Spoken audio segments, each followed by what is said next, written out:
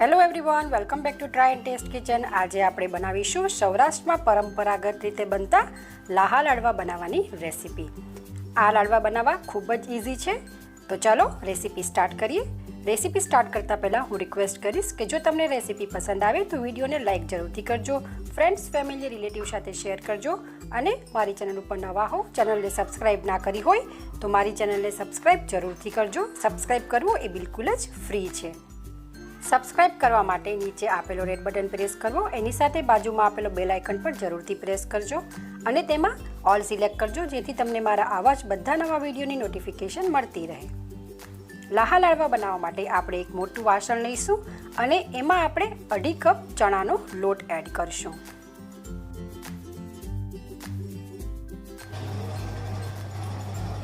લોટ add થઈ જાય ત્યારબાદ આપણે તેમાં 1/4 કપ ઘી એડ કરશું। ઘીનું મોણ આપણે એડ કરશું।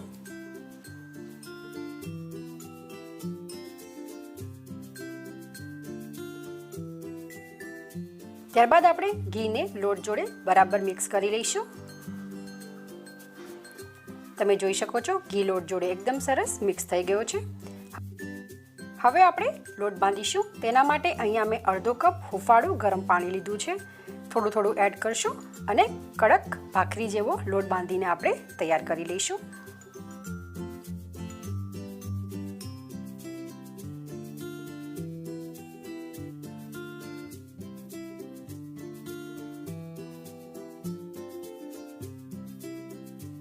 તમે જોઈ શકો છો અહીંયા મેં કઠણ લોટ બાંધીને તૈયાર કરી લીધો છે।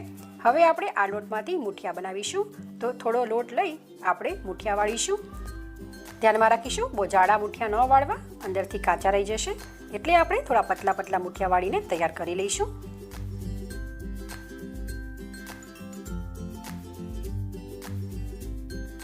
હવે એવી જ રીતે હું બીજા બધા મુઠિયા પણ વાળીને તૈયાર કરી લઈશ।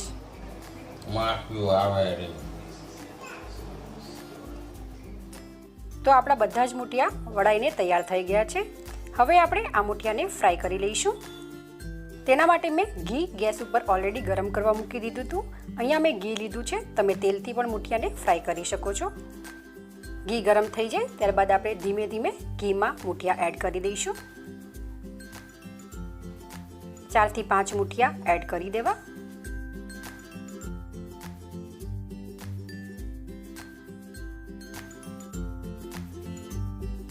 હવે આપણે મુઠિયાને ફ્રાય થવા દઈશું। ગેસની ફ્લેમ લો જ રાખવાની છે, એટલે લો ટુ મીડિયમ ફ્લેમ ઉપર આપણે મુઠિયાને ફ્રાય કરશું, જેથી અંદરથી પણ સરસ ફ્રાય થઈ જાય। 1 મિનિટ બાદ આપણે મુઠિયાની સાઈડને ચેન્જ કરી લઈશું।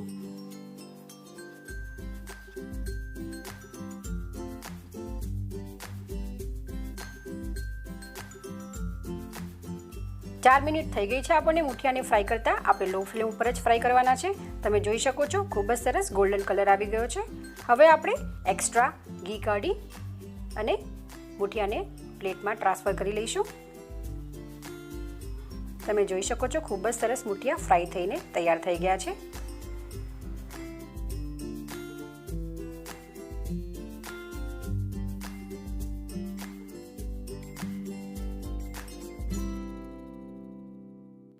એવી જ રીતે હું બીજી બેચ પણ ફ્રાય કરી લઈશ।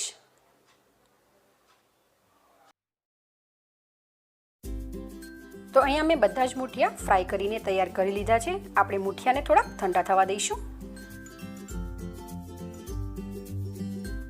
5 મિનિટ બાદ તમે જોઈ શકો છો મુઠિયા સરસ ઠંડા થઈ ગયા છે। આપણે અંદરથી તોડીને પણ જોઈ લઈએ, એકદમ સરસ કૂક થઈ ગયા છે। હવે આપણે મિક્સર જાર લઈશું અને મિક્સર જારમાં મુઠિયાને તોડીને એડ કરી દઈશું।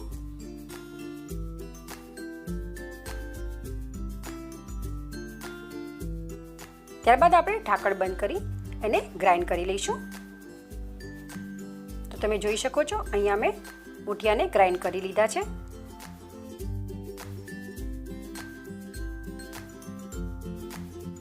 તમે જોઈ શકો છો અહીંયા મેં સરસ મુઠિયાને ઝીણા ગ્રાઇન્ડ કરી લીધા છે। હવે આપણે એને બાઉલમાં ટ્રાન્સફર કરી લઈશું।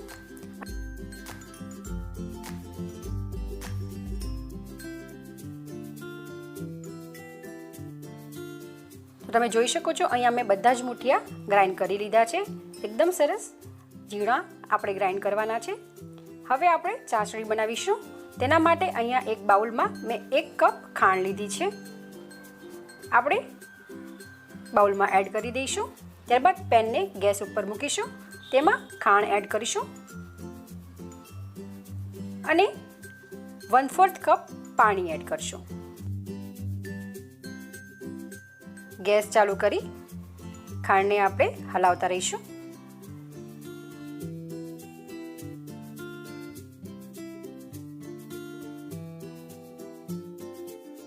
તમે જોઈ શકો છો ખાંડ આપણી મેલ્ટ થઈ ગઈ છે. હવે આપણે ગેસની ફ્લેમને મીડિયમ કરી બોઇલ આવવા દઈશું. તો તમે જોઈ શકો છો ખૂબ જ સરસ બબલ્સ આવવા લાગ્યા છે. આપણે અહીંયા એક તારની ચાસણી કરવાની છે. તો અત્યારે હું ચેક કરવા માટે ગેસની ફ્લેમને બંધ કરી દઉં છું. બંધ કરી આપણે ચેક કરી લઈશું. તમે જોઈ શકો છો અહીંયા એક તાર બને છે. એનો મતલબ આપણી ચાસણી એકદમ પરફેક્ટલી બરાબર છે. હવે આપણે ચાસણીને લોટમાં એડ કરીશું. તૈયાર કરેલી ચાસણીને આપણે લોટમાં એડ કરી દઈશું. એડ થઈ જાય ત્યારબાદ આપણે મિક્સ કરી લઈશું.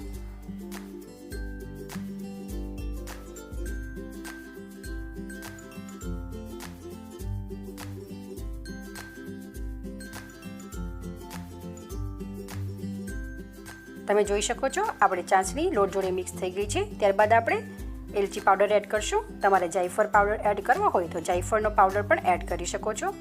હવે આપણે મિક્સ કરી આ મિશ્રણને ઠંડુ થવા માટે પ્લેટમાં ટ્રાન્સફર કરી દઈશું. અત્યારે ગરમ છે એટલે લાડવા વળશે નહીં. તો આપણે આ મિશ્રણને 10 થી 15 મિનિટ સુધી ઠંડુ થવા માટે મૂકી દઈશું.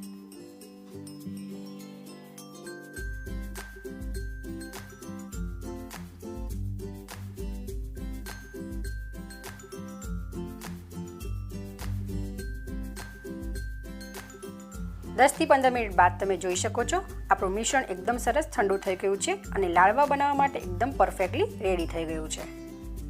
હવે આપણે થોડો પોર્શન લઈશું. તમારે જે સાઈઝના લાડવા વાળવા હોય એટલો પોર્શન લેવો અને આપણે ગોળ ગોળ લાડવા વાળી લઈશું.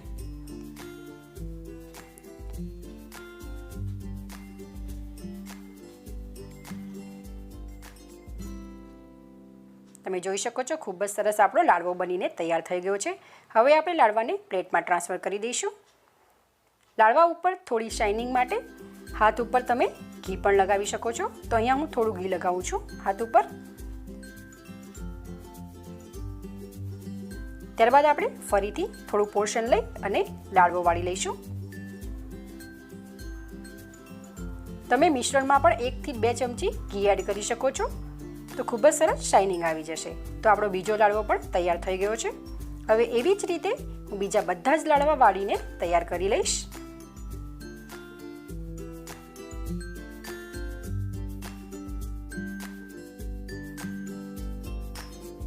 તો તમે જોઈ શકો છો અહીંયા મેં બધા જ લાડવા વાળીને તૈયાર કરી દીધા છે. આપણે બધા જ લાડવાને પ્લેટમાં 1 બાય 1 ટ્રાન્સફર કરી લઈશું. બન્યા છે ને એકદમ સુપર, જેને જોતા જ ખાવાનું મન થઈ જાય એવા. તો રેડી છે આપણા લાહા લાડવા, જેને બેસનના લાડુ પણ કહેવાય છે. ત્યારબાદ આપણે લાડુને ઉપરથી પિસ્તા વડે ગાર્નિશ કરી સર્વ કરશું. તો તમે પણ એકવાર આ રીતે લાડુ જરૂરથી બનાવજો. એકદમ સરળ રીતે બનીને તૈયાર થઈ જાય છે. જો તમને આ રેસીપી પસંદ આવી હોય તો વિડીયોને લાઇક જરૂરથી કરજો. ફ્રેન્ડ્સ, ફેમિલી, રિલેટિવ સાથે શેર કરજો. અને મારી ચેનલ ઉપર નવા હોવ, ચેનલને સબસ્ક્રાઈબ ના કરી હોય તો ચેનલને સબસ્ક્રાઈબ જરૂરથી કરજો, જેથી તમને મારા આવા જ બધા નવા વિડીયોની નોટિફિકેશન મળતી રહે. તો ચલો ફરી મળીશું એક નવી રેસીપી સાથે. Thank you for watching.